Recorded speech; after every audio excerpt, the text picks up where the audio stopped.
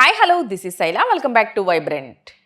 తెలంగాణలో అల్లు అర్జున్ పుష్ప 2 సినిమా విషయంలో తీవ్ర రాజకీయ దుమారం రేగుతోంది.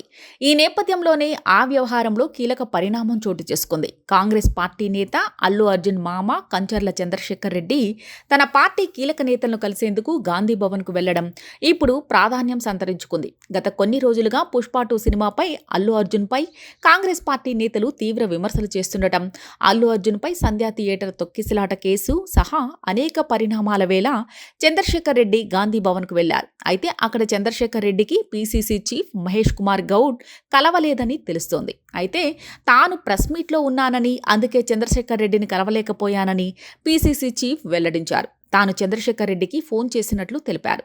ఇక గాంధీ భవన్కు చేరుకున్న చంద్రశేఖర్ రెడ్డి అక్కడ కాంగ్రెస్ తెలంగాణ రాష్ట్ర వ్యవహారాల ఇన్ఛార్జ్ దీపాదాస్ మున్షీని కలిసినట్లు తెలుస్తోంది. దీపాదాస్ మున్షీతో పాటు పీసీసీ చీఫ్ అధ్యక్షుడు మహేష్ కుమార్ గౌడ్, సిడబ్ల్యూసీ సభ్యుడు కొప్పల రాజు ఉన్నారనే సమాచారంతో చంద్రశేఖర్ రెడ్డి గాంధీ భవన్కు వెళ్లినట్లు సంబంధిత వర్గాలు వెల్లడించాయి. ఇక చంద్రశేఖర్ రెడ్డి గాంధీ భవన్కు వెళ్లిన సమయంలో పీసీసీ అధ్యక్షుడు మహేష్ కుమార్ గౌడ్ మీడియా సమావేశంలో ఉన్నందున ఆయన దీపాదాస్ మున్షిని మాత్రమే కలిసి అక్కడి నుంచి వెళ్లిపోయినట్లు గాంధీ భవన్ వర్గాలు తెలిపాయి.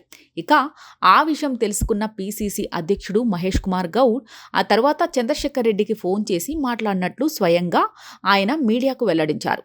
అల్లు అర్జున్ మామ చంద్రశేఖర్ రెడ్డి కాంగ్రెస్ నేత అని, ఆయన తనకు మంచి మిత్రుడు అని పీసీసీ చీఫ్ తెలిపారు.